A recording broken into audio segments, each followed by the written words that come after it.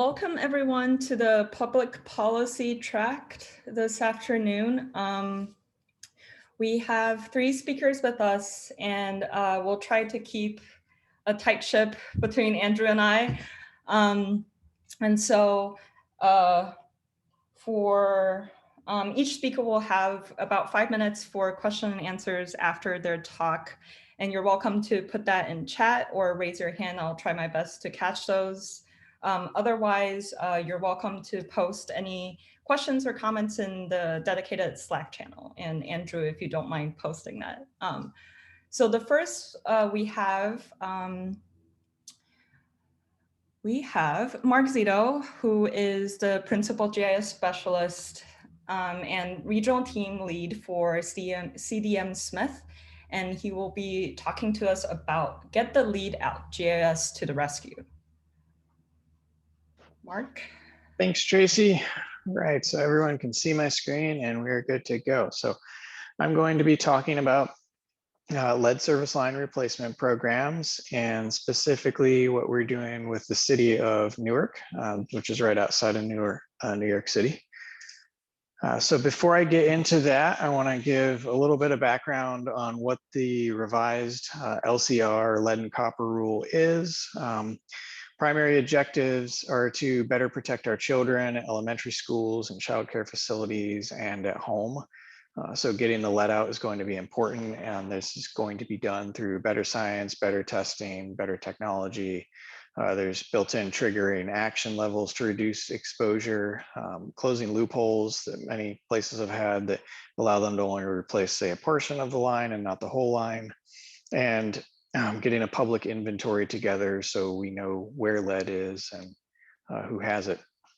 So the final revision to this lead and copper rule is going to be released in January, or it was released in January, and right now it's undergoing some revisions with the EPA. If anything, there might be some additional changes, some targeted changes, or even a wholesale replacement. But what's important to you all as GIS professionals is that bottom line down here, the public inventory needs to be developed by 2024. And what that means is that every single account, every water meter needs to have a private side material and a public side material, whether or not it's lead or not. So like I said, by 2024, we need to create these inventories, and this must include all the service lines, no exceptions, even large diameter, serving a building downtown or something that's, is not lead still needs to be in there. It needs to be updated annually with any replacements that occur as new information comes online, or triannually if on a triennial monitoring. It has to be made publicly available for large systems over 50,000. So if you have over 50,000 customers, which I'm sure a lot of you out there do, then it needs to be published online. It probably sounds pretty easy. Go to ArcGIS Online, publish it, and you're good to go there. So I'll show some examples of that later. If you're below 50,000, you still need to make it accessible. It doesn't necessarily need to be published online, but you need to have a way to get it out, whether or not it's an Excel spreadsheet or something that people can access. And you also need to notify homes annually if they have an LSL or if their lead status is unknown. So you may know some of your materials on the utility side, but you might not know your unknowns because it's owned by the customer. But there is a pretty good reason to verify these, and I have kind of an example here because your trigger level is going to depend on it, and your trigger level is how much replacement you need to do. So as GIS people, you'll probably be getting into the weeds of utility records and trying to determine how many they are. So down here, you can see utility A, they have 20,000 lead service lines on the utility side, 1,000 unknowns on the utility side, and then 30,000, which is basically all of their private side is unknown. That would give them 51,000 LSLs, and at that 3% replacement, they need to do 1,500 a year. If they verify all those unknowns, and they determine that they're not lead, they would go down to 630 replacements a year, which is a pretty big difference. So I think it's worth spending the time up front. So how are we going to do that? Information sources that we have readily available. So start with your GIS database. You may have information on the material already, which is great. If not, you might have installation date, diameter. Lead typically doesn't exist for diameter over 1.5 inches, for example, so you can use that to rule it out. Installation date, lead was outlawed in 1986. Depending on your town and searching your plumbing records, it may have happened earlier or later. Found that some places, the contractors may have still had lead in their inventory and were putting it in up until like 1989, but it's safe to say after that, you're not going to see any lead. Moving down the line, tie cards or tap records are a really good source to go through your paper records, but as you can imagine, those are going to be time consuming to deal with. If you have those scanned and linked up to your GIS, that'll help out. If not, then you can look at property information like construction date, when was the home constructed, to try to estimate. You can look at if there was any permits on it. So if your assessor's database has permit dates, that permit may have some information on if they removed their line. If, say, they installed a few new bathrooms, maybe they need to upgrade their line. Other helpful sources are meter replacement programs. Oftentimes when those are done, they'll take photos or mark down the materials during that meter swap out. And also during water main replacements, when they put in a new water line, they're likely to take out the service laterals and they may note what's on the other side. Typically they only go up to the curb stop, but if there's information in there on the customer side, that would be helpful. So these are just some available places to start with your inventory. But then, as you can imagine, there's a lot of information that needs to be processed. So there's been some advancements in machine learning, as I'm sure we've all seen. Seems like everybody's doing it, but if you take your utility records, your property data, public census data, which could be information on housing values or socioeconomic status, and put all that into a machine learning model with some verification, so some test data and that has material, you can perform a prediction. So I think the next slide is a little bit better displaying this. So this is one that we, archery that we ran for City of Chicago. Age was a big determination in their factor, as I had a mandate to install lead up to 1986. But moving on down the tree, you can see that other information was helpful. Looking at the land square value, how big is the property, how many bathrooms are in there. Number of fireplaces wasn't that great, but we tested that out. And this came out to be like 95% accurate. So this is really going to help narrow down the work that you have to do. We're starting to see some states are accepting. I know in Michigan, they're accepting machine learning as a method for identifying lead. I think you have to be around 95% confident. Other places are not accepting it, so it kind of depends on your state, but at a minimum, it can help you identify where you should go, so where you should perform some targeted verifications. So you can see with the city of Trenton here that they ran a similar model, and they were able to highlight some hotspots or some clusters of where you can see probable lead, and that allows them to go in and perform some verifications. After they do that, they feed it back into that model and run it again, and it's only going to get better and improve. So verification best practices, what can you do?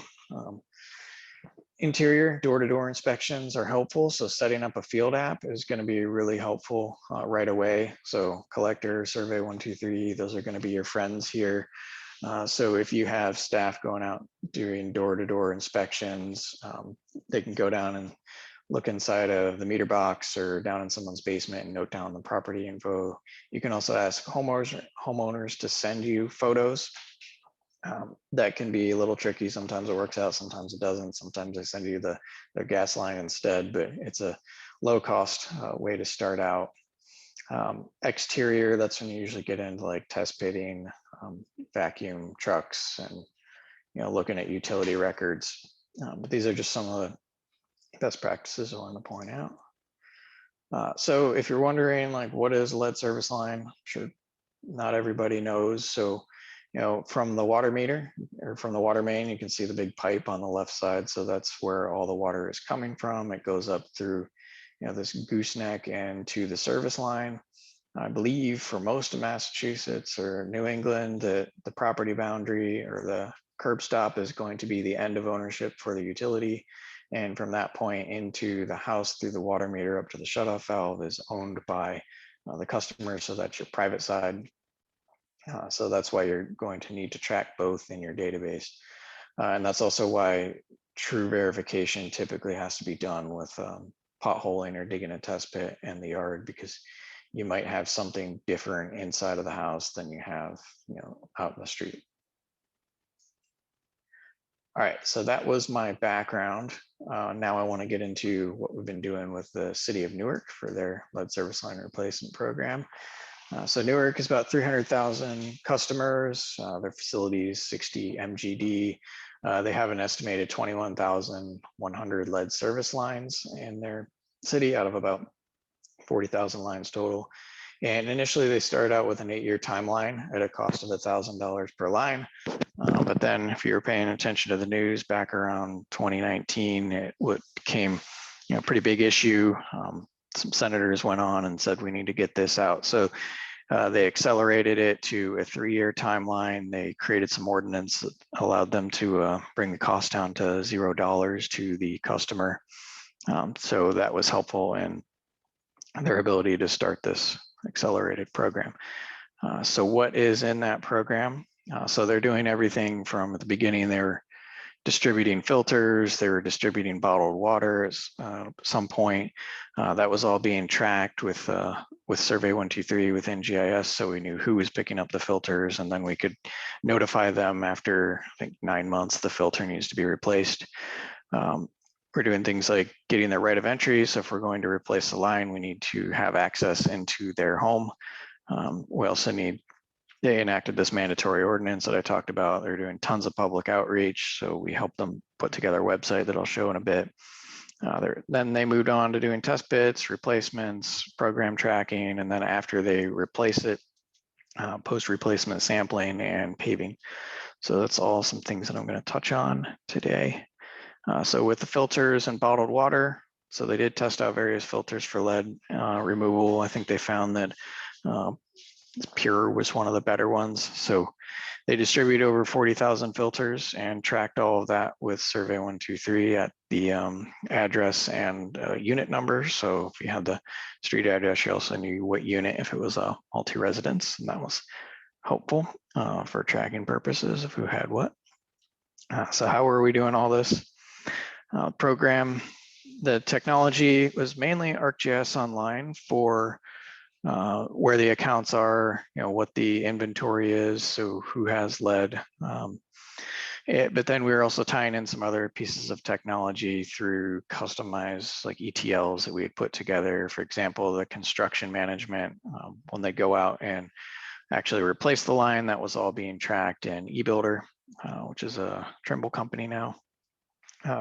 And then let's see, they had their sampling kind of split into 2 different camps. Some of it was coming in from 120 Water, who was doing their sampling for them. And then some they were doing themselves, and they were storing that in QuickBase, which is a low code application for data tracking and reporting. But, kind of the over encompassing technology we were using was ArcGIS Online to get information out to different stakeholders, to different customers, I guess, to the the people out in the street doing the work. So I'll show that in a bit. So process from A to Z for a replacement. It starts off with signing this right of entry, and I'll show how we did that. And then it moves into getting that information over to the contractor. Contractor goes out, they actually perform the excavation. They pull the lead line out and push a new copper line right in through that same location. So that minimizes disturbances. And then the contractor tests and flushes the line, make sure that all the lead particles are removed. Excavation is restored. All the pre-work conditions are done. They reseed the grass. Any concrete that was ripped up is replaced. And then from there, it kind of moves on to what the customer needs to do. They need to flush all their water lines for a minimum of 30 minutes, starting at the lowest faucet. remove their aerators, get those cleaned out, and then for the next 30 days, continue to flush their lines. So starting with some of the outreach that we're doing, put together a website you can actually all go to if you look at that link. I know you can't click on it, but it's newarkledserviceline.com. They decided that it would be important to have a separate outreach portal because of the velocity of this program, how quickly it was moving, and they didn't want people to get lost on their own website, between just normal city operations and this high-profile program. So that was stood up and allowed us to get information out to the public and also get information from the public. So for example, this is all done through like user experience design. We wanted to make sure that it was easy on the people. So there's this big take action button at the top, and these are the primary places that a resident would come to, so they can check their address. They can submit their right of entry, like I was talking about. They can sign up for the program. Those two are kind of one and the same. Then they can send messages, get water filters, learn more about it, all right through this program. So right of entry, what that is. So we did this in a couple of different ways. Let me make sure I'm good on time. Good. So we did it in a couple different ways. We allowed them to sign up online. So we set up this survey 123 form that you can see over here online. We also had a mobile form that the contractors had. So if they were out on the street performing some work, they could knock on people's doors and have them sign up right there. And then because some people like paper, we also allowed paper. And if people did send paper, then we just filled in everything on the form and uploaded it instead of the signature. But to help out with this process, we leveraged Survey 123's kind of lookup tool that it has, or utility. So we mailed people a survey code that's unique. I think it was like a 1 in a billion chances of guessing it. And they would type that in, and that would automatically pull up their account information and their account info. So that way we knew that the right person, the owner, was actually filling it out and not potentially the renter, because they could go on, and that also saved us a verification step because we were able to kind of auto verify it. If they didn't have this information, they could bypass this. They say, no, they don't have the code, and they enter it in manually. And then we have to have somebody check it on our end or on the city's end to make sure that it's all good. Couple other things like kind of GIS related that were helpful throughout this process. So during the replacement and test pit process, we had the contractors going out there with a Bluetooth high accuracy GPS device, so 1 meter device, and they were collecting the corporation stop, curb stop, and building. All that was being done in collectors, so they could click on a point, do a copy to my location 3 times, and that would pull over the proper unique identifier. So then at the end, we'll just be able to derive laterals from the GPS, and those will be very accurate, which will be a big improvement to the city's data model and helpful. So on program tracking, we were doing this in many ways, but it was all being done in ArcGIS Online. So the residents could check their individual home using the web map that was embedded on that website that I showed earlier. So if they type in their address, pulls up, you can see over on the left side, and we're using arcade expressions to control what they see over here. So this particular home had a replacement that was already been done back January 7th, 2020. They also have a sample already, so that was collected 6 months after in October, and you can see that it had a result of 1 parts per billion, which is below the action level, so they're in good shape. But if I go to another home over here, they haven't signed up, this red dot. So the red dot means they haven't signed up for the program, so you can see their information is different. It says, according to our records, your home was built before 1986, and it likely has lead. We don't have any sampling results, obviously. But we do have a link for them to sign up for the program. So hopefully they click on that link and it'll take you back to that last slide that I was showing with the right of entry form. And then that information we can get immediately out over to the contractors. So if they're working on that street, they get that data right away. In addition to that level, kind of at the individual level, we have the high level. So how many replacements are being done. So this is embedded as was operations dashboard, now ArcGIS dashboards onto their portal. And it was also embedded into a kiosk outside of City Hall. So they have kind of a real-time feed of how many replacements have been done, which is really cool. So there's never any question about it. And then internally, they're tracking a lot of metrics. This is a video that I'll just start playing. So this is operations dashboard. And this allows them to do things like look at the different contracts that are out there. So they have many different contractors out there in the field. We can filter on that and see how many replacements they have done. Where have they done those replacements? So those wards that you see at the top, those are their geopolitical zones. So those are helpful to get out to the aldermen so they can say how far along their particular area is. We can also zoom in and filter on different timelines.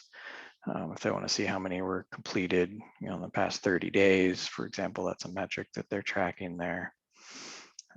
But then we have additional information, these more detailed graphs that look at the daily replacements by ward, for example. We have some lookup information on the contractors. And then we're also pulling in sampling data. So that's coming in from those other data sources I've talked about earlier, and allows them to filter on those as well. So they can see how many exceedances, how many retests that they need to do for where they did exceed that action level. And then lastly, they're also looking at paving. So this is like their executive management dashboard that they're using to track the program. And initially we started out with an Excel spreadsheet that was very cumbersome, but moving away from that into a real-time dashboard has saved everybody a lot of time, and just instant access to information has been really valuable.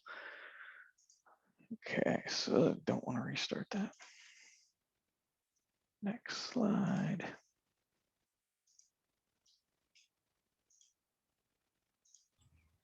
Mark, you have about 5 minutes left. Okay, great.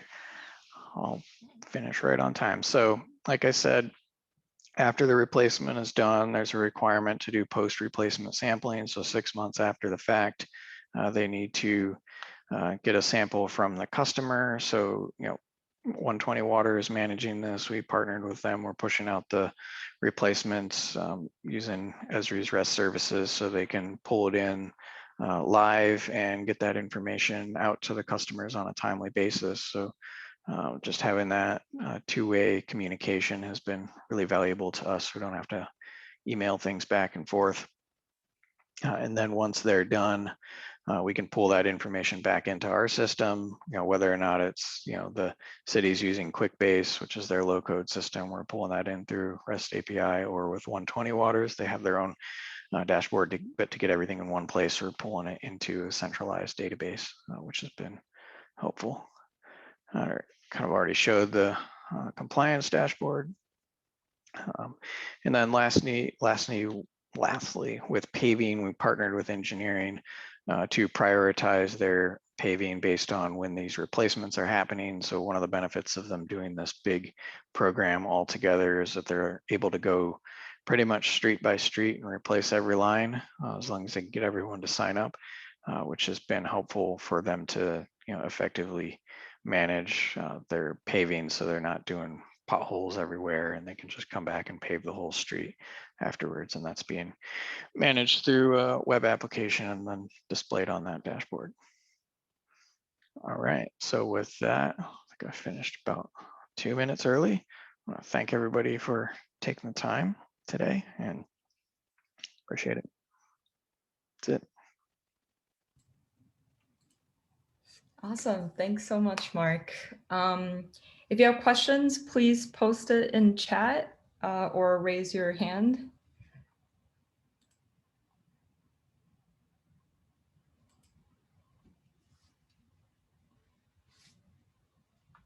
Yes, Mike.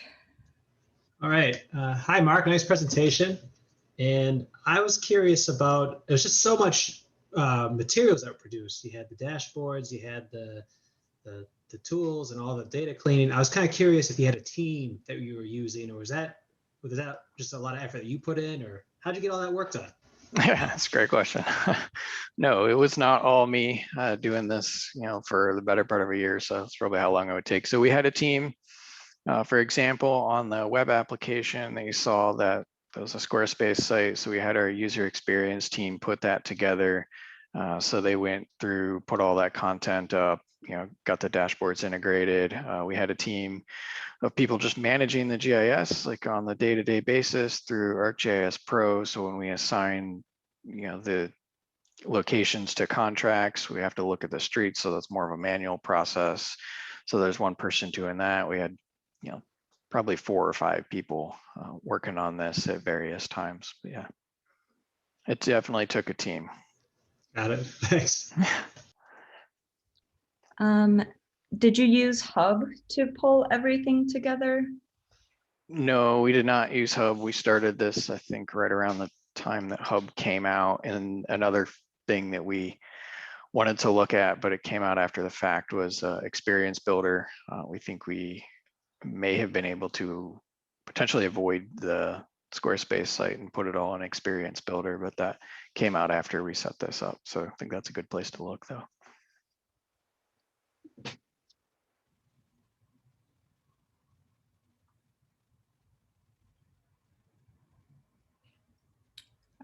What do you expect in the way of ongoing maintenance of these resources? Sure. So when the program ends, I guess, maintenance in terms of data, like when the program ends, is that the question? Sort of, I guess, for preservation for future maintenance of all the resources that you've compiled. Okay, sure. So a lot of it is kind of running in the background. We have a lot of error log tracking set up. So if anything doesn't work out with our ETLs, we check that on a weekly basis. But for the most part, maintenance is relatively low.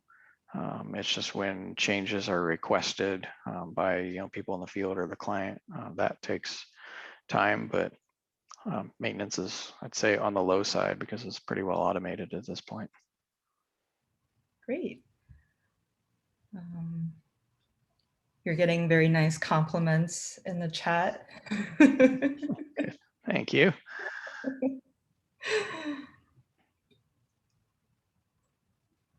Maybe 1 or 2 more questions.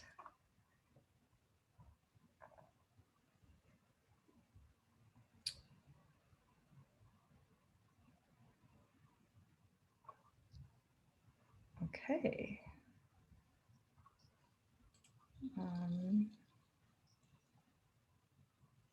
In which case, thanks, Mark. Yeah, thank you.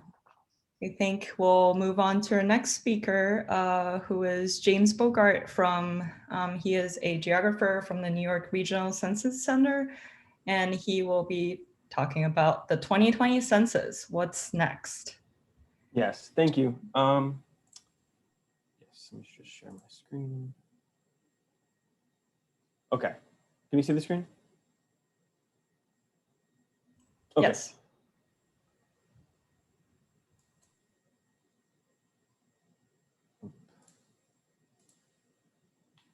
Sorry, I'm trying to move the, okay, there we go. Hi, so everyone, my name is James Bogart. I'm a geographer for the New York Regional Census Center. And if you don't know what that is, we're the regional census center that supports all of the states in New England, New York, New Jersey, and Puerto Rico. We support their census operations, as well as some of the internal operations that take place in those states. And I'm here today just to give a high-level overview about the kind of operations that occur after data collection has completed on the census. So data collection officially ended October 15th of last year. And when most people think of the census, they think of this data collection portion where you're filling out a form online or in the mail, or somebody's coming to knock on your door. And then they think it's over when that's all done. And so today I'm just going to give some insight into the complex processes that occur once we begin to process this response data and get it prepared for delivery to the president and our partners and the public. And it is going to be a very high level overview. It's going to be a lot of information, a lot of programs. Trying to just keep it informative for the general public to know what's going on after response collection, but also for any of the municipal GIS people in the room, this might be of interest to you because you might be involved in some of these upcoming programs. Okay, so the first thing I'm going to talk about is the updates to the geographic boundaries. Earlier this year, the Census Bureau updated versions of the geographic boundaries, which would be used to tabulate data for the decennial census. While some of these boundaries are updated annually, some boundaries are only updated every 10 years.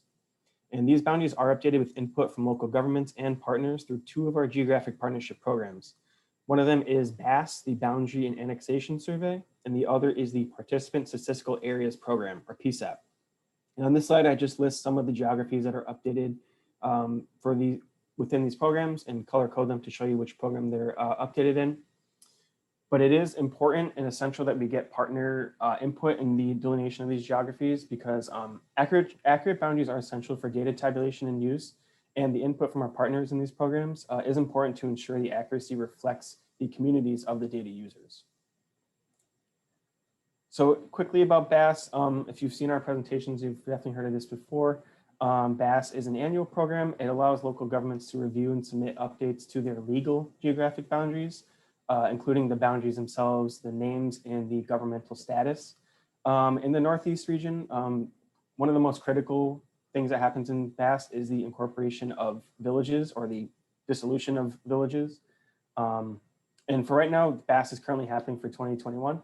It's currently taking place, but the submissions are due by May 31st of this year to be included in the materials for next year. And there is a link on the slide for more information about BASS. Also, I have already uploaded all these slides, and there's links to all the programs. Since I'm going to be very brief, you can find a lot more information there. So the PSAP program is another one of our partnership programs that updates the boundaries that are used to tabulate census data.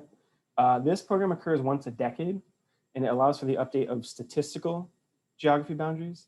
So legal geographies, such as those updated through BASS, don't always give us the level of resolution we need to analyze areas of interest.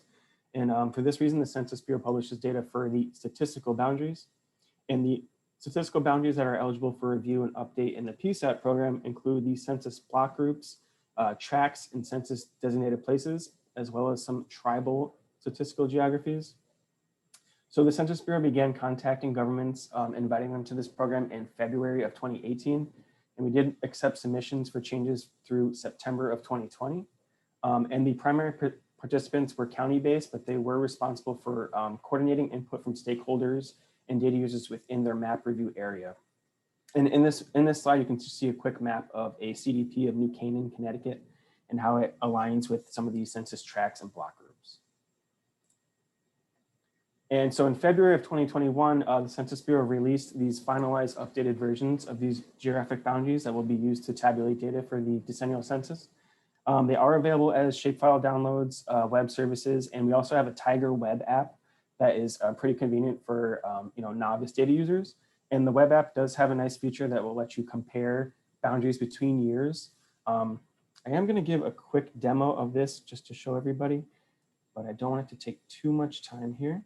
But this is the Tiger Web website. And as you can see, I have some census tracts here. This is an area, Stamford, Connecticut, that I know has had a lot of development. So what you can do here in this website is you can go to this compare button. You can just select the vintage. I'm going to compare to 2010 census tracts. Make sure I select the tracts here. And I just get a nice slider. You can see in 2010 compared to 2020, there has been many more census tracts graded, as well as some boundary adjustments. Again, very quickly, I'm trying to get through this pretty quick. So that was the Tiger Web application. So now those geography boundaries I was just talking about are boundaries that are used to tabulate data for the 2020 census. But now I'm going to talk about different boundaries that are delineated based upon the tabulated data. So these are going to be boundaries that are they're created from the census data that we will release in the future. They're not currently being delineated yet, but we are currently proposing changes to the requirements for this for the 2020 criteria. And it is something that's important for the data users of these products. So the first I'm going to talk about are Census Bureau urban areas. The Census Bureau delineates these urban areas to represent densely settled territory, and it defines all areas outside of these urban areas as rural. The urban areas encompass residential, commercial, and non-residential land uses. And for 2010, the urban areas were classified into two groups. So we had urban clusters, which if a population was of 2,500 to 50,000, and then urbanized areas if the population was 50,000 or more. And you can see in this map on the slide, just a quick snapshot of what the urban areas and clusters look like throughout the nation. And so we do have some proposed criteria changes for 2020. So one of the main proposed changes for the 2020 classification is to adopt a housing unit density threshold rather than one purely based on population like it has been in the past. The housing unit density threshold would be 385 housing units per square mile within a census block to determine if that block qualifies for inclusion into an urban area. And that's equivalent to about 1,000 persons per square mile. And another important change that's being considered is an adjustment of the minimum population threshold to be considered an urban area. In 2010, an area can classify as urban cluster with that 2,500 threshold in the previous slide. And for the 2020 classification, they are proposing to increase that to 10,000 people as the minimum cutoff for an urban area. Again, there's a lot more adjustments that are proposed for these criteria, and you should see them all in the Federal Register notice I linked to on this slide. And it is open for public comment. So the Census Bureau puts out these federal registers and accepts comments from the public to adjust the criteria based upon feedback. But please note that the comment period is due by May 20th. So if you were planning on reviewing this, you only have a couple days. So one of the next boundaries I'm going to talk about that are going to be delineated when census data is released is the metropolitan statistical areas. These exist to provide a nationally consistent set of delineations for collecting and tabulating the nation's largest centers of population. And these differ from urban areas in that they incorporate entire counties. And they also do consider the bordering counties that have integration with the population center as well. And for 2010, the two types of MSAs are micropolitan, which is it's an MSA that contains an urban area with a population of 10,000 to 50,000, and then metropolitan, which is a MSA that contains an urban area of at least 50,000 people. And in this slide, you can just see a quick graphic of the 2010 criteria. The dark shaded area is a metropolitan statistical area, and the central counties, as the Census Bureau labels them, are the counties that contain that large area of urban area population. And the outlying counties are those which have an integration based upon commuting data. And the same goes for the light shaded, which are the micropolitan. Again, for 2020, they are proposing some changes, which the first change that is important to mention to this crowd is that the increase in minimum population for a metropolitan classification is going to move up from 50,000 to 100,000.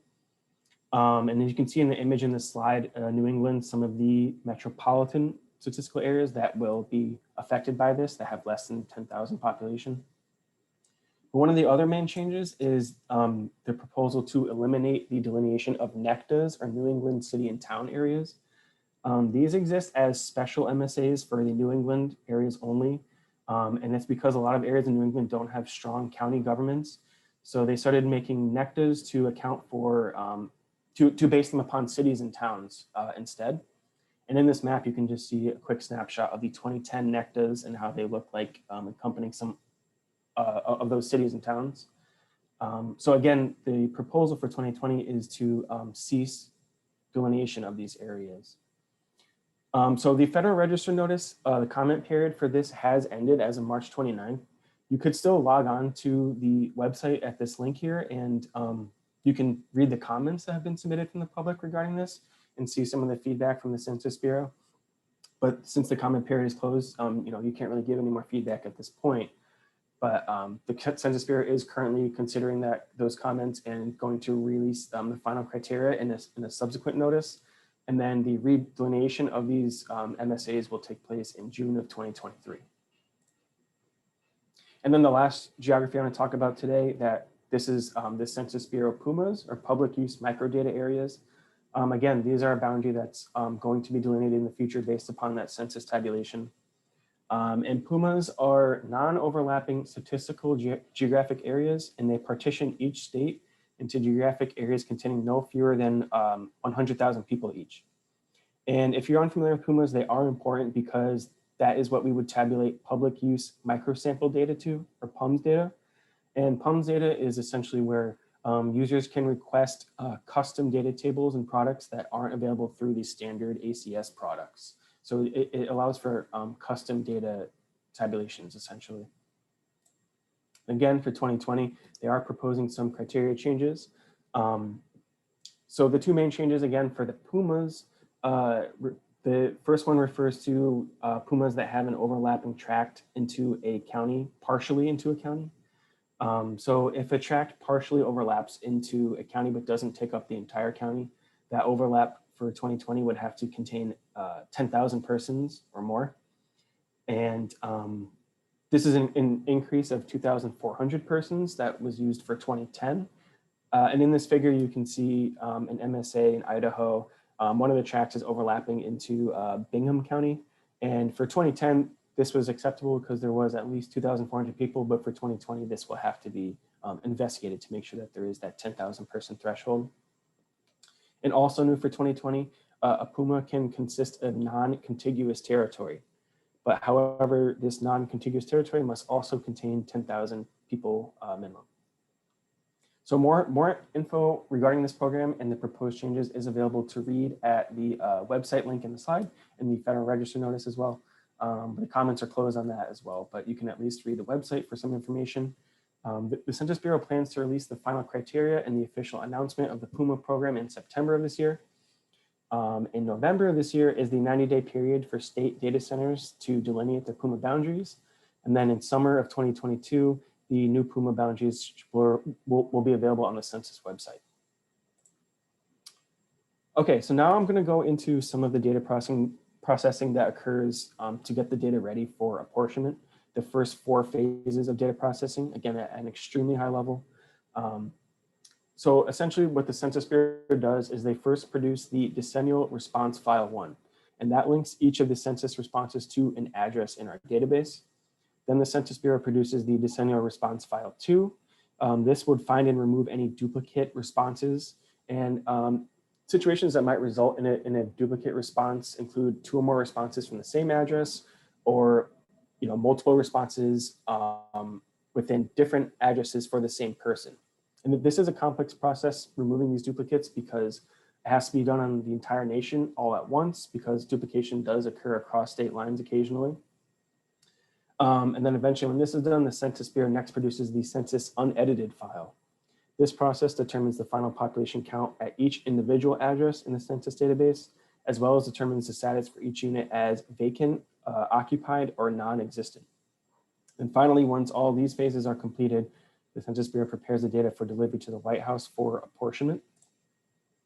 And as you may already know, the Census Bureau announced the congressional apportionment data on April 26th of this year.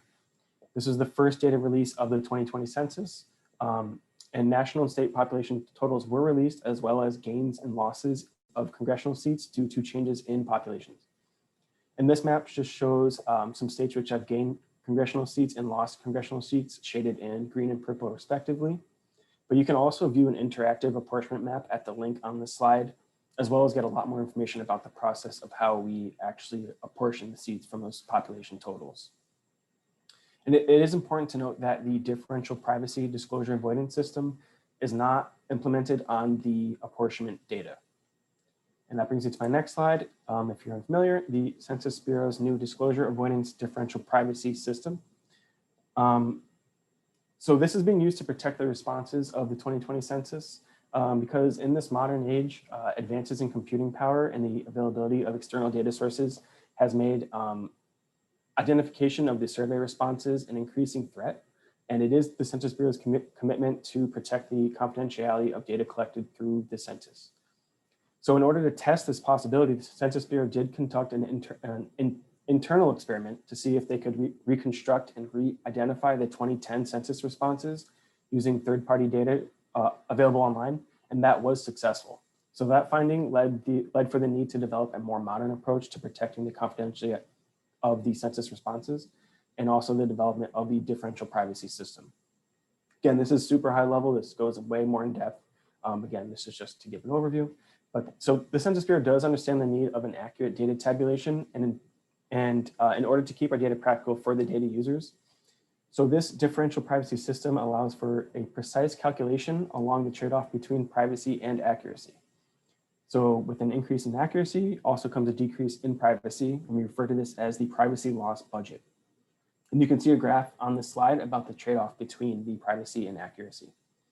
This differential privacy will be applied to all 2020 census data products except for that apportionment data. And the invariant tabulations include the total population at the state level, the total housing units at the census block level, and the number of group quarters facilities by type at the census block level. And just to give, again, quick insight about the development of the privacy loss budget. The Census Bureau began to cooperate with experts and data users and released a series of test products over the course of a few years. And they accepted feedback to ensure that the final privacy loss budget applied to the data allows for an acceptable level of privacy and accuracy. And in this slide, you can see an example of one of the test products, the county population totals, and how the mean absolute error has changed with each of these test products that were released. And this was changed based upon feedback from the users. So the current test products are available. They were released on April 18th of this year. And feedback for these test products is due by May 28th of this year. And these are important because this is the final test product before June of this year, when the Census Bureau plans to consider feedback from this test product and then make the final decision for the privacy loss budget, which is going to be applied to all the data for the for the next 2020 census data release, which is the redistricting data program data release. Which brings me to my next slide. The redistricting program allows local governments with the data required to draw the boundaries for congressional districts, state legislative districts, and voting precincts. And it is the first small-scale data release for the 2020 census. The redistricting data program takes place over many years and over 5 phases. Again, this is super brief. This can go in way more in depth if you look at the website. But just the first phase is the boundary block suggestion project. This occurred from 2015 to 2017, and this allowed states the ability to influence the census block boundaries. Census blocks are the smallest level of data that we tabulate data for the decennial census, and they're also the building blocks for all other boundaries that we're going to release data for, so this was an important phase. And then the next phase was the voting district project, which occurred from 2018 to 2020, and this allowed states to submit their own voting geographies to be part of that data release when we actually release the data. Data would be tabulated to these geographic boundaries, and they can be used in their plans for drawing the redistricting boundaries for 2020. And now currently we're in phase 3, which is the delivery of the data to the states. But before I get into that, there is also a phase 4 and a phase 5. There's not much details about these phases yet. They're still being developed as we complete phase 3. But essentially phase 4 is just going to be the collection of the plans from the states. And then 5 is going to be an evaluation of the program where we elicit feedback from the partners.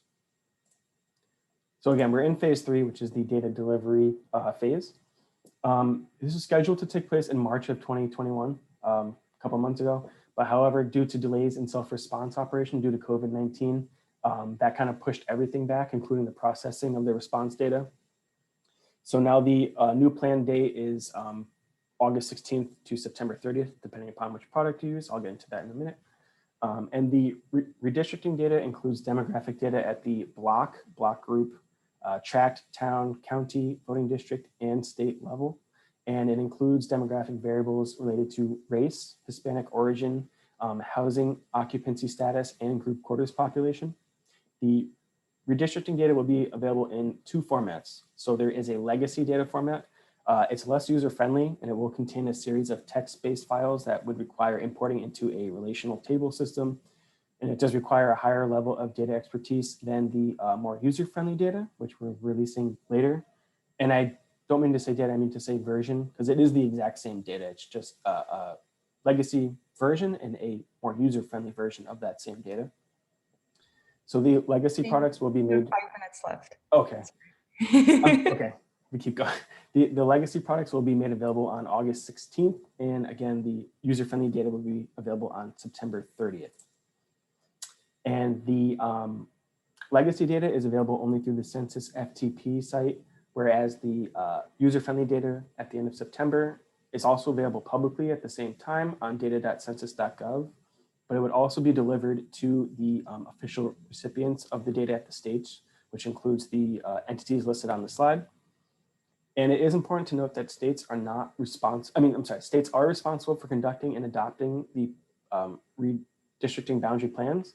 The Census Bureau's responsibility is just to provide the data to them from the decennial census at the levels that they need. You can find a lot more information about this at the link. And then the last program I'm going to talk about is the Count Question Resolution Program. So this provides local governments a mechanism to request a review of the official 2020 census results, and is the only decennial operation which corrections to the 2020 census data can be made. Highest elected officials and tribal chairpersons from state, tribal, and local governments can submit cases for review in this program. So there's two case types that are eligible for to be submitted in this program. The first one is boundary case types. Boundary cases correct inaccurate recording of boundaries, which were legally in effect on January 1st of 2020. The blocks that are affected by this boundary correction will receive updated housing and population counts, and boundary changes that occurred after January 1st, 2020 are unfortunately not eligible. They're out of scope for this operation. There's also living quarter count type cases. Living quarter count cases may correct inaccurate geographic locations or placement of housing and associated population. These are referred to as geocoding types, as you can see in the image of the slide. We also have coverage type of living quarter count cases.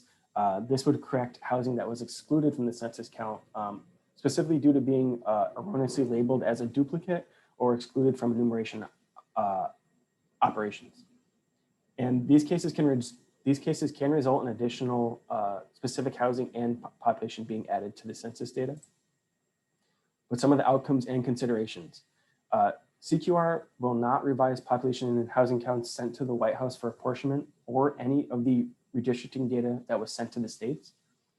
However, revised counts will serve as a basis for the Intercensal Population Estimates Program and the American Community Survey Estimates. And the housing and population count corrections will also be uploaded to the CQR website as errata. CQR also does not collect any new data in the field. And while it may revise counts based on specific geographic criteria, it is not a mechanism to address the disclosure avoidance, anything that might arise from that system. And then some of the key dates. Currently, the Census Bureau is exploring options and feasibility of expanding the scope of CQR. And if the Census Bureau decides to expand the scope for the case types, it will communicate this through a Federal Register notice sometime in the fall. And then the official CQR program website and help desk go live on December 1st of 2021. Cases will be accepted from eligible participants starting January 3rd of 2022. Then the Census Bureau will accept cases up until June 30th of 2023. And then September 30th, 2023 is when the deadline is for the Census Bureau to accept, and we'll give the results of those cases to the governments. And then quickly, the last slide. Just want to talk about some of these upcoming census data summits. Data summits are a series of webinars we do where we'll give like high-level overviews of data products and how it can help businesses and companies identify solutions to different kind of data challenges. And we also have a bunch of recorded webinars as well. Again, everything is available on the links in the slides.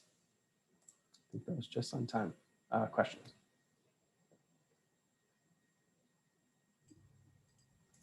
Thanks so much, James. You're doing very important work.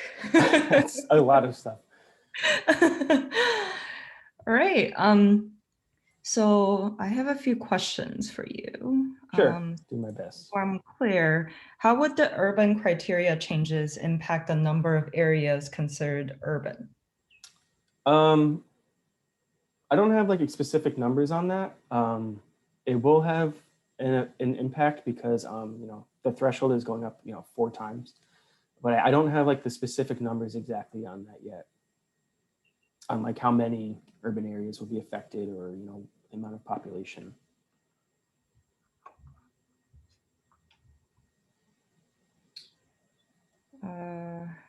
Are there any controls to make sure that the ability for states to change their own voting districts is not done in a way to favor one political party over another? That's something that I can definitely give you an answer later. I don't know off the top of my head. But we do release specific data to ensure that voting rights are at least met for all the districts as part of those data products. But I don't know exactly the specifics of how the Census Bureau kind of QCs that, or how much hand they have in that altogether.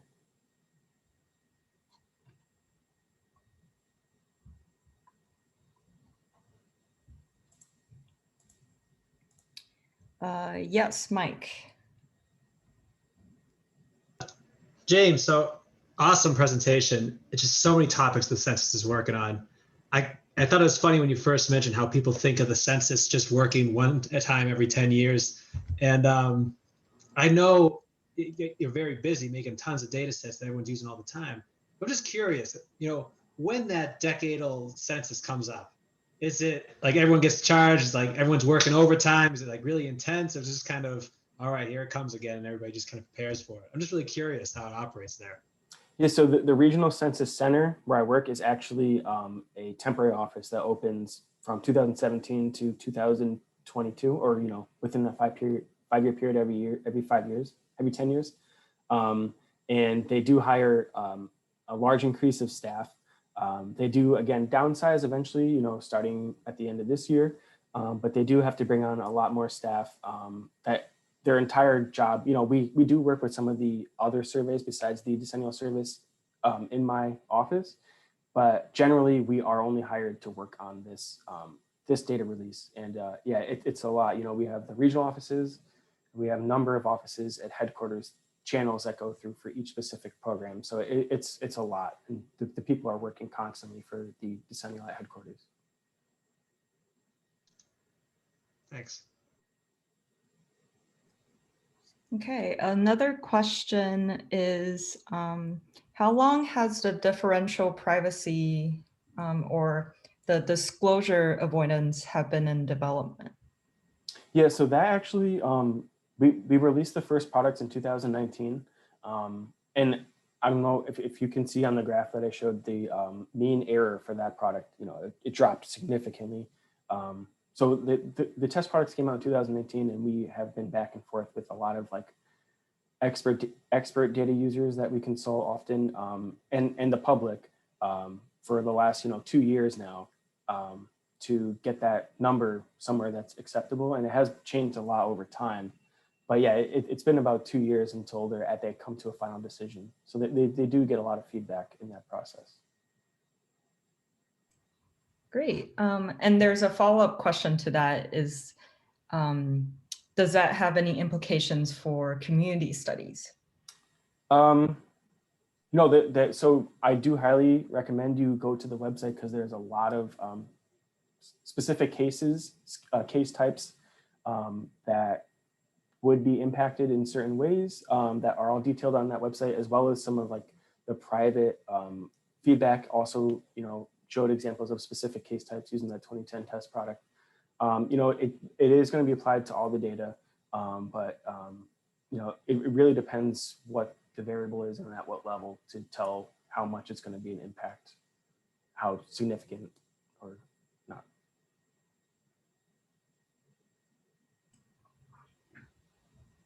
Okay.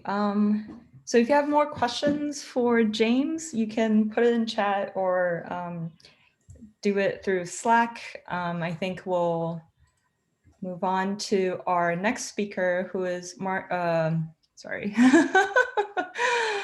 Toll, who is the Deputy Director for WestCog, and he will be giving talk on standardizing property data in Connecticut. Okay, excellent. Thank you, Tracy. Let's see here. Oh, that's almost at it.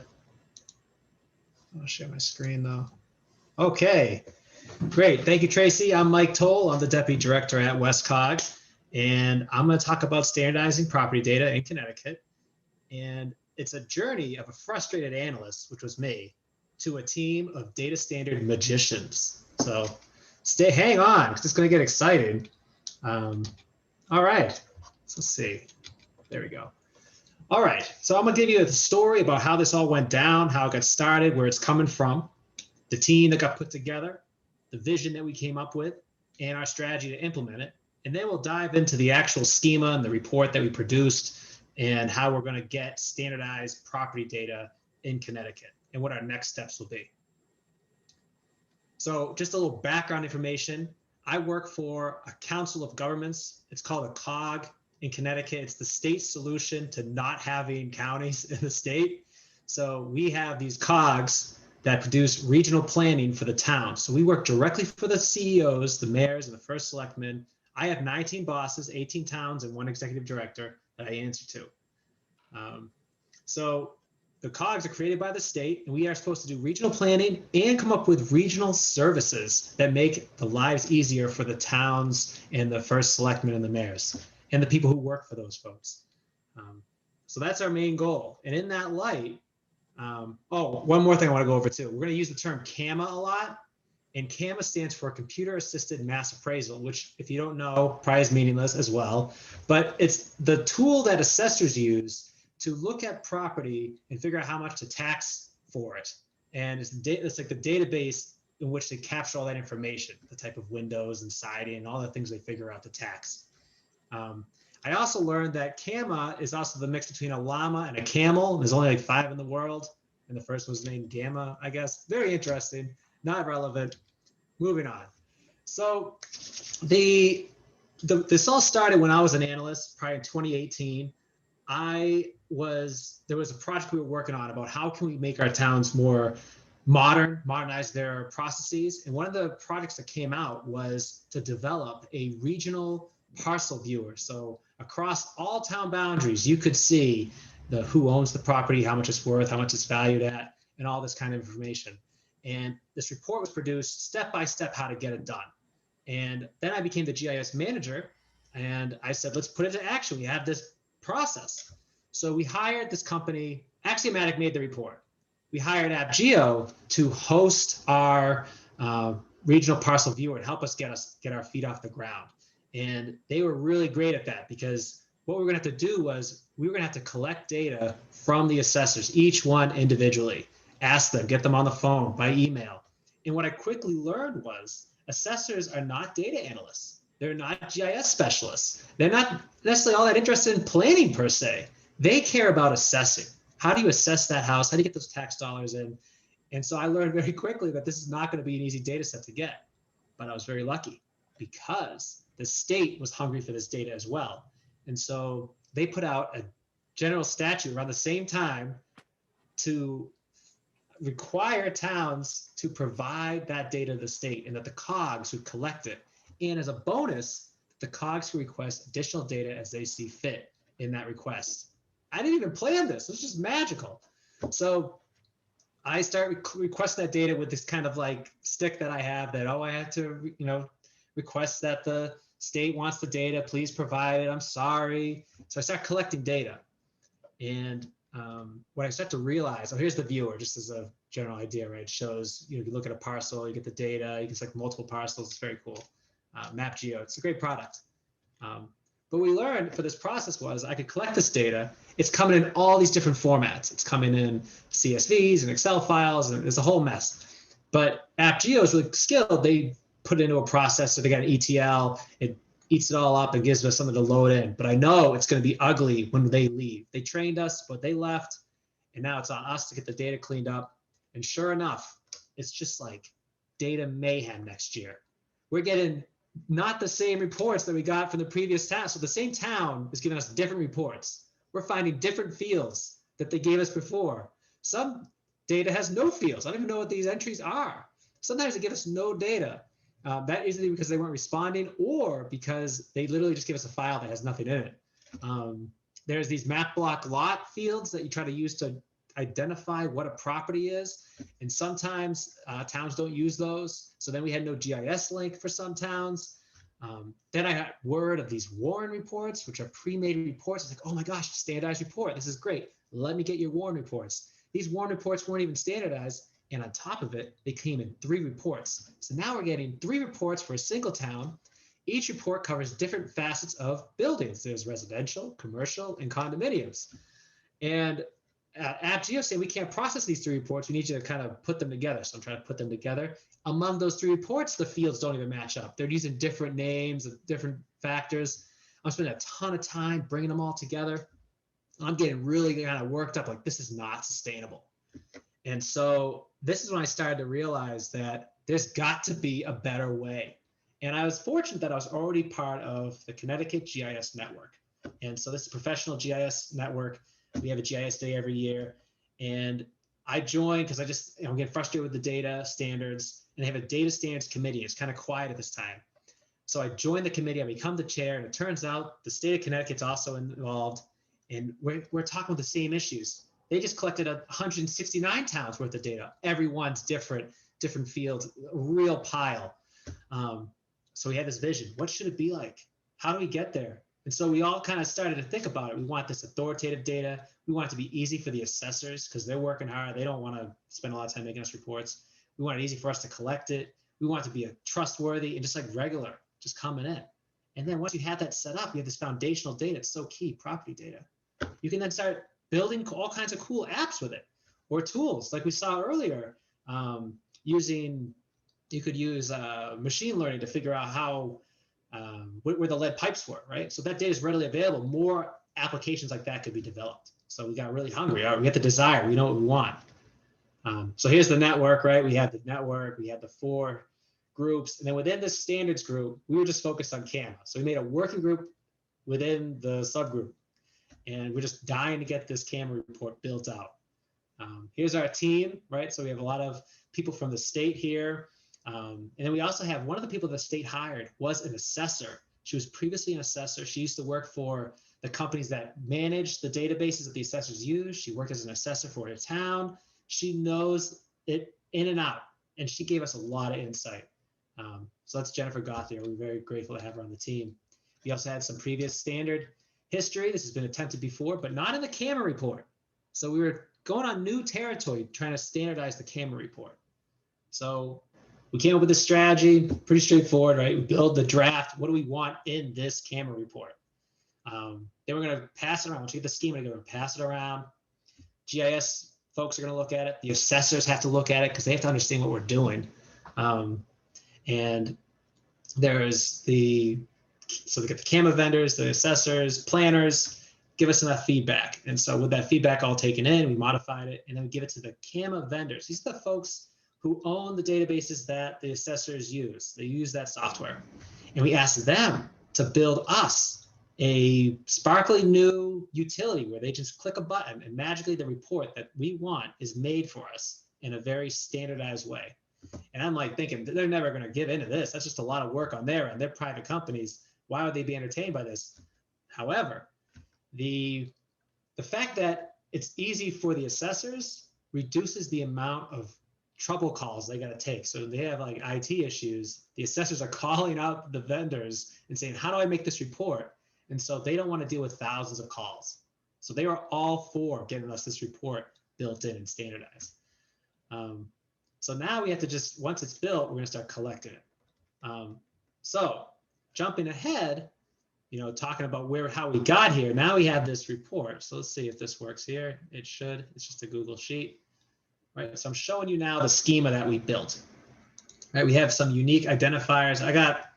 Everyone looks like looking at a table, right? So we have, we're looking at the fields that we're covering here. They vary in different types. So this is for identification. We have a GIS tag. How do you know this property belongs to a parcel? Right, so we have this special tag for it. That GIS tag is usually made up of the map, the block, and the lot, and that's how you find a parcel. And different towns use different parts of that, depending on how big the community is. Sometimes don't use it at all, so then the GIS tag has to be separate in a different way. We have address information. So we have, where is the property? This was actually very challenging because we tried to separate it to different pieces, like the prefix, the suffix, the street name, the address, and that doesn't always work because it's stored differently. So we collect it in 2 ways. We collect one line, just the whole address. We also try to collect it in blocks, so we're always kind of covered. We have the property owner address. This allows applications to create mail lists. You can create mailing lists with this property data who you send the mail to. So that's pretty cool. We also have the assessment data. This is critical. So like, what is the property being taxed at, right? So we have the total amount. We have the breakdown of land and for the building, of the extra features. That's all very important. We want to know how much a property is being taxed. We have the previous year for assessed values and all the same factors, so we can see how it's changed that data, if the data is available. And then we also have the appraisal total. So assessment and appraisal often get confused.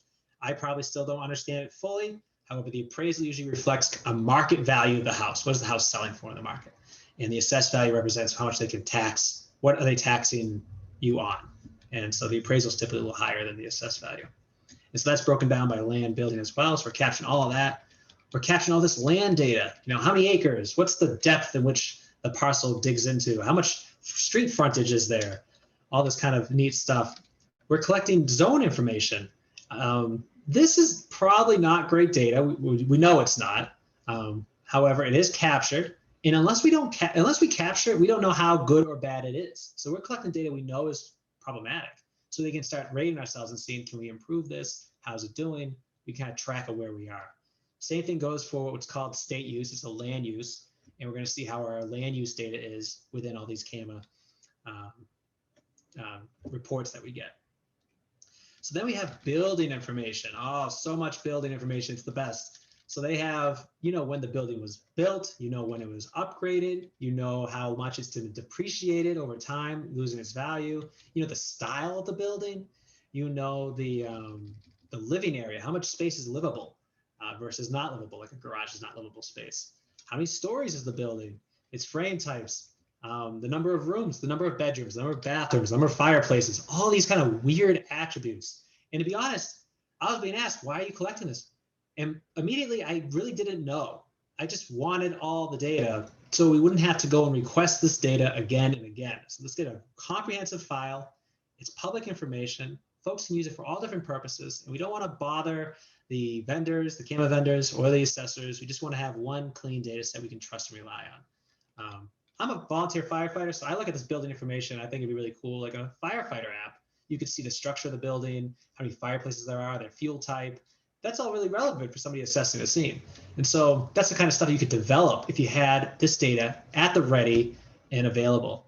All right, so we have more. So we also have some commercial features in here, interior floors and walls, and this is all commercial data. So if you were looking at a residential property, this would all be blank. And if you were looking at a commercial property, all the residential features would be blank, like the fireplaces and stuff like that. So lots of building data. You can see we have, oh my gosh, over 130 fields I think we have. So all different types of data about the building. We have transaction information. So when was it bought and sold? When was it last sold? Where can you find that information? You had to go to town hall and request that information. And then we also have some information regarding condos, which is kind of a bugaboo for collecting property data, because when you deal with this, you often have one property, one parcel, and in it you have maybe 40 condos in there, or 100 condos. And how do you handle that? How do you merge those together? And so in this report, we just lump everybody together. So we have what's called a condo main. This is the property that captures all the condominiums, but we also have all the individual condominiums included as well. And so we're able to flag which one is which. So when this data becomes available, you could filter it out. Don't give me the condo main. Give me the condo main, exclude everything else. So you can kind of capture what you want that way. And then of course, we also capture the number of units in a given property.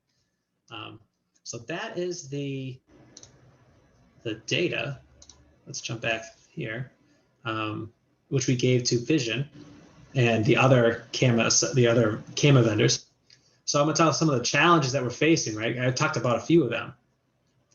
The CAMA vendors came back and they explained that we were asking for fireplaces. This is the example they gave us. When a assessor is putting this data in, it's very flexible. That's the goal of their product. They want the assessor to be as comfortable as they can be collecting all this assessor data. So that means when they start typing information in, they can take any column, rename it. I'm going to call it number of fireplaces. Another town calls it hashtag fireplaces. Another person calls it bathrooms. The same column. And so now that data is captured. and you're not necessarily getting the same type of data every time, right? So they're saying how we can't get all the fireplaces because it's across 1,000+ fields, and we can't capture that unless you want a gigantic output, and we don't. So we talked them down into using just the just the most likely field where we're going to get the most hits. We're going to have a bunch of blanks, and we don't know how good it is until we can see it and start collecting it. But we didn't want a gigantic database of a bunch of empties. So that was one issue we had to navigate. And we also had to deal with trying to figure out how to identify unique IDs. And we're usually going to rely on map block lot, and we have to come up with other ways for ones that towns that don't use map blocks and lots. So we got a unique code. We apply a town code to the front of it, and that way it's unique to itself. And there's always the challenge of the fact that assessors have tons of experience that I don't have. I'm making tons of mistakes. I jumped into this.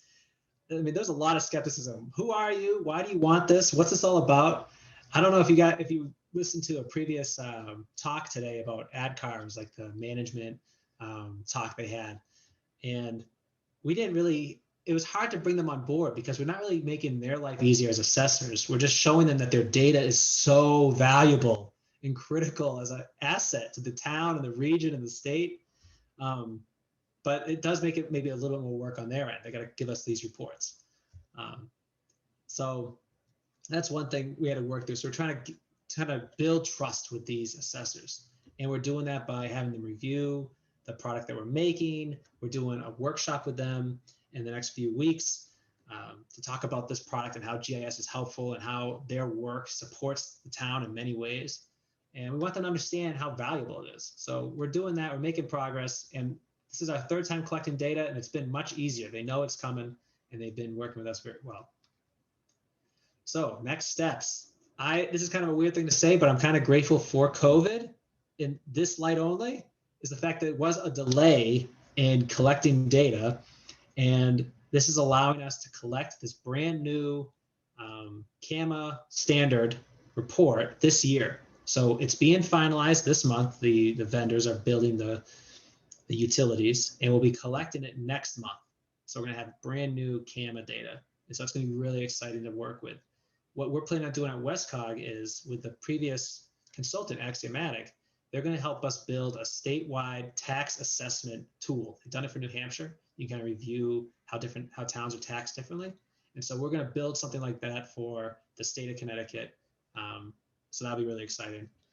And then after we get all this CAMA data together, we're talking about parcels. It's kind of messy in Connecticut. We got town boundaries kind of messy. So we're going to be looking at new standards to tackle and to kind of build off this momentum. This has been very successful. I didn't know anything about standards coming in. I just was frustrated. And now I work with a great team of folks in the state. So I appreciate it. I hope we have tons of great standards in the future. And thank you for having me. Thanks. Oh, but faster than I thought. Thanks, Mike. That was wonderful, especially the camel llama. Yes, very important. So I think that is, we have several questions for you. So I think this question is referring to the CAMA report. Is there a separate field, unique ID, and property ID field?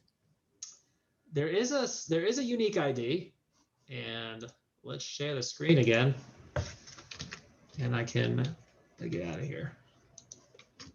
Computer user error.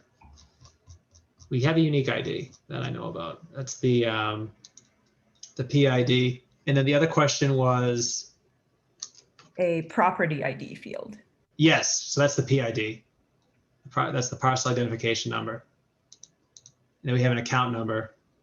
And I guess the unique ID we build is the GIS tag. That's a unique ID for each individual property. Great.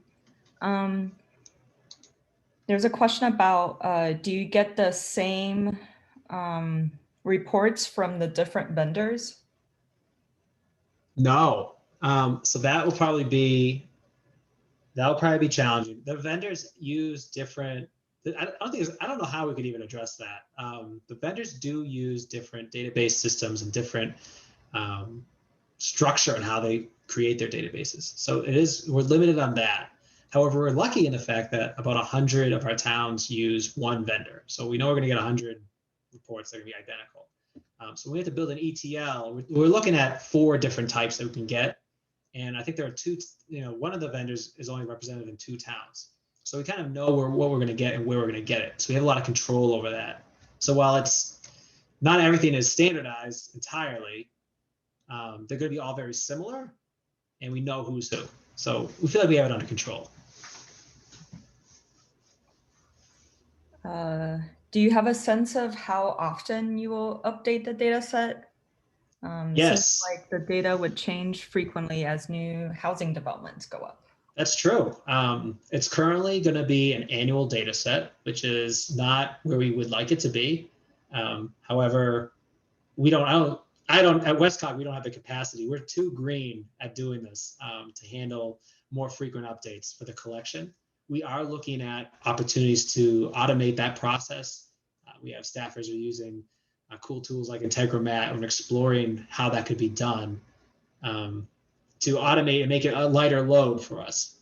And also the mandate is only once per year. So if we start asking for more than once per year, they might just be like, well, tough luck, Westcott, I have a lot to do. And they do, they have a lot on their plates. The other option is, and I've talked to, AppGeo gave me a lot of insight about this because we were like, can we just make an automatic upload from each individual town? But that in itself is very specific work. You have to work directly with that town, its IT, and how they allow uploads to go to you. And then if there's any errors, it could hang up the whole process. And so that's what a lot of so we have there's New England Geo and AppGeo. They're pretty busy in our region. And there's other GIS firms, and they kind of specialize in that kind of cool stuff where they get the automated uploads. So they do it a lot more. They can have it nightly, weekly. And so that's pretty cool, but we don't have the capacity at this time to provide those services. I'd love to, but haven't gotten there yet. We have a special interest in septic type in the report that you showed. Yes, good eye. Did that make the cut? If so, how did you or will you standardize the type? Yeah, so I'm pretty sure that's one of our worst fields that we're getting. So we were told that the septic type is actually, a lot of time it's not even really has any information in there. And so I think we just left it in to see what we get and see how it looks. But it's funny that one was spotted. It's super interesting for like environmental topics. Everyone always sees septic. It's funny, it came up just now too. It's definitely a pattern. But I think it's a pretty poor collection. And so we'll see. It's not standardized anyway. And that's another thing to point out is that this effort is just collecting what the assessors build and generate. So we're not going to the assessors and telling them, all right, you got to fix your zoning. Your zoning is a mess. You got to standardize that, and you got to standardize your septic, and you got to do this. We would get thrown out of town. So we're just collecting what's available at this time. But by collecting what's available might lead to those conversations to see, do we need better data? You have expressed camaraderie for a lot of having to collect lots of fields. And a comment from Andrew that they use a similar process in the Nashua region in New Hampshire. They ETL 13 town CAMA files into one table and use it in our MapGeo parcel viewers. So yes. Great job standardizing the data. Yeah, that Nashua map viewer is really nice. That was the example they showed us to sell us the product. Very good, thank you, Andrew. Another Andrew, are there any opportunities to share this standard with all the state's assessors? How about industry group meetings? Yes, totally. It should be available on the CTGIS network site, but I don't think it is at the moment. I have to get on top of that. I somehow became the president this year, so I guess I have some sway. I could probably get it on the site, so I'll do that. Yeah, definitely make it available. We actually met just by chance. Rhode Island is doing the same process. They just started. And so we talked to Rhode Island and they're going through that process too. There's a question about whether you collect address units. We do. Yeah. I'm thinking you're thinking like a condominium unit. That's what I meant, like unit 1 or 2, 3, 4. Yes, we capture that. And we have it in 2 ways. We have the one line address where it has everything. And we also have broken down into pieces.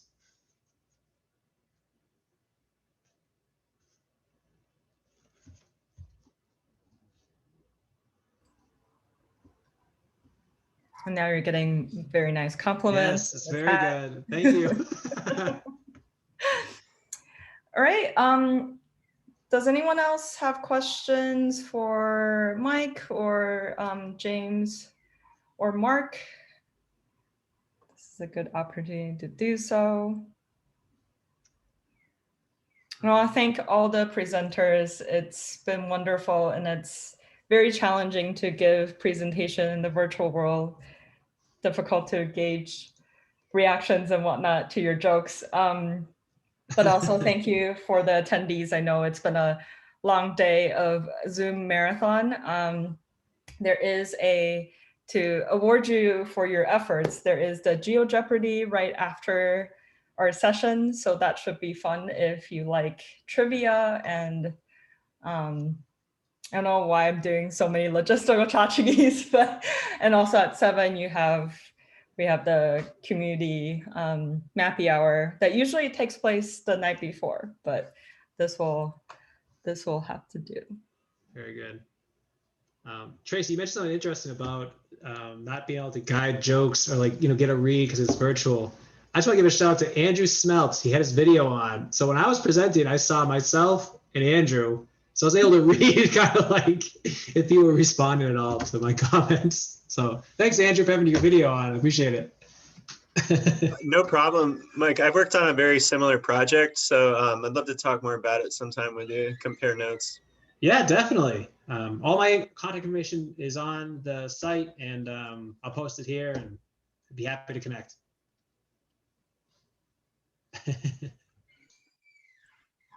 Great. All right. Well, we're nearing our time, and we promised Leslie that we'll hand over this room promptly at 4:30. So thank you for attending this session. Congratulations on finishing this day of NEARC conference, and we'll catch you in the social activities. Excellent. Thank you, Tracy. See you, everybody.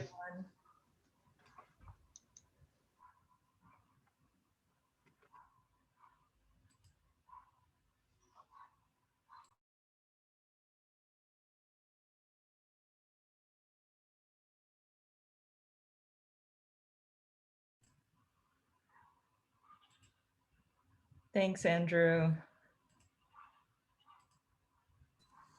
Oh, I didn't do anything. Thank you.